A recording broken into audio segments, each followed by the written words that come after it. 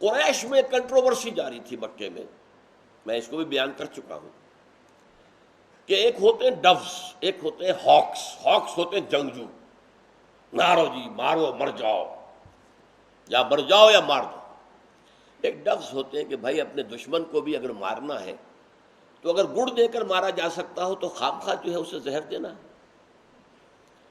تم حکمت عملی سے کام لو، دیکھو تیل کی دھار دیکھو.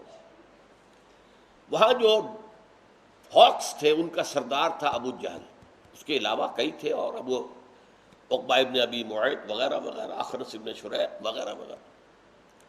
اور جو ڈوز تھے، فاختائیں ہاکس، وہ جو شہباز ٹائپ لڑاکا جنگجو، تو وہ ڈوز کے سردار جو تھے وہ ایک تو تھے حکیم بن حزام رضی اللہ تعالیٰ عنہ، وہ بعد میں ایمان لے آئے، اس وقت تک وہ مشرکین میں سے تھے.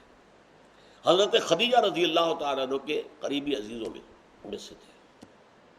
دوسرے عتبہ ابن ربیعہ جو ایک بزرگ تھا ان کے ہاں، اور تھا دھیمے مزاج کا.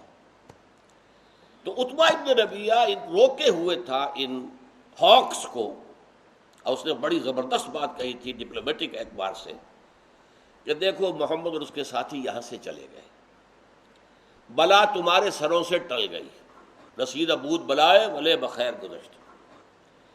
لیکن محمد نچنت بیٹھنے والے تو نہیں ہیں، وہ وہاں جا کر چرچا کریں گے اب اسی دعوت کا.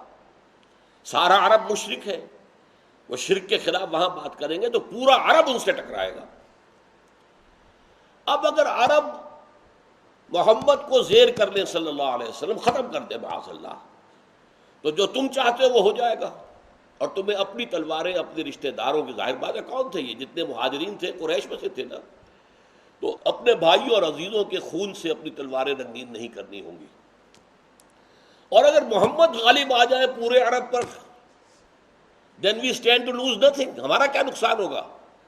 آخر محمد ہمارا بھائی ہے، قرشی ہے کہ نہیں، عبد المطلب کا پوتا ہے یا نہیں؟ تو گویا کہ ہماری حکومت پورے عرب پر قائم ہو جائے گی.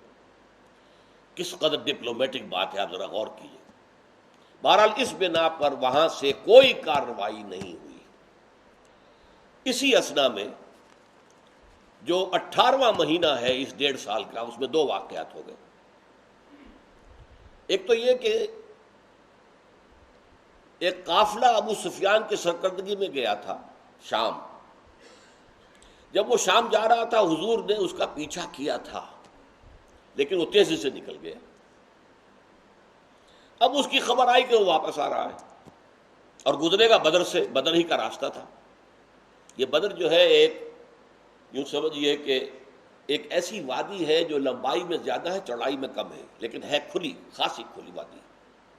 شمال میں ایک گھاٹی سے ہو کر وہ راستہ ہے کہ جو شام سے آتا ہے، جنوبی اینڈ پر ایک گھاٹی میں سے ہو کر وہ راستہ ہے جو مکے سے آ رہا ہے، اور اس کا جو مشرقی بازو ہے اس کے تقریباً وسط میں ایک گھاٹی میں سے ہو کر وہ راستہ ہے جو مدینے سے آ رہا ہے.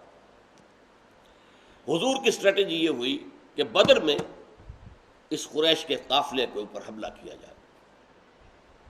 لہذا حضور صلی اللہ علیہ وسلم مدینے سے روانہ ہو گئے.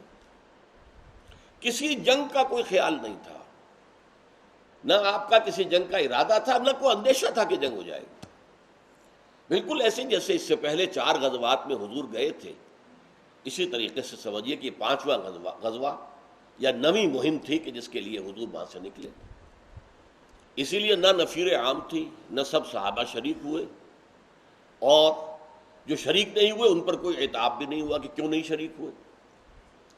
کعب بن مالک رضی اللہ تعالی عنہ، ان کی روایت صحیح بخاری میں موجود ہے کہ چونکہ بدر میں تو ایک قافلے کا پیچھا کرنا مقصود تھا، کوئی جنگ نہیں تھی، لہذا بہت سے لوگ نہیں گئے، وہ خود بھی نہیں گئے تھے، اور نہ جو گئے ان کے اوپر کوئی عتاب ہوا.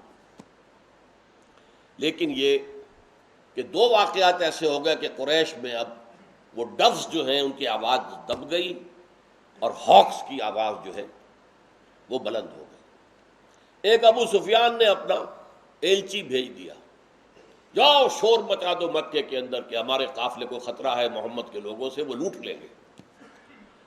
اور قافلے میں 1000 اونٹ تھے، 50,000 دینار، 7 من سونے کے مساوی اور بہت سا مال، اور صرف 40 اس کے جو ہیں وہ پہرے دار کہہ لیں، محافظ کہہ لیں، تو یہ قافلہ تو ختم ہو جائے گا، تمہاری ساری دولت محمد لوٹ لیں گے۔ عین اسی وقت جو سریہ نخلہ ہوا تھا، جہاں کے مسلمانوں کے ہاتھوں ایک مشرک مارا گیا، عمرو بن الحضرمی، اس کا قتل ہو گیا، ادھر سے اس کا بھائی چیختا ہوا آیا کہ ہمارے آدمی کو، میرے بھائی کو قتل کر دیا ہے محمد کے آدمیوں نے، اور قتل بھی کیا ہے رجب کے مہینے میں، جو کہ مہینہ جو ہے وہ اشہر حرم میں سے ہے۔ بس اب یہ طوفان جو ایک وقت میں جمع ہو گیا، تو ظاہر بات ہے کہ اب ڈوز کی بات کچھ نہیں ہو سکتی تھی، اب جو ہے ہاکس غالب آ گئے، طبل جنگ بجا دیا گیا، اور 1400 آدمی مکے سے اس فوج میں شریک ہو کر آ گیا ہے۔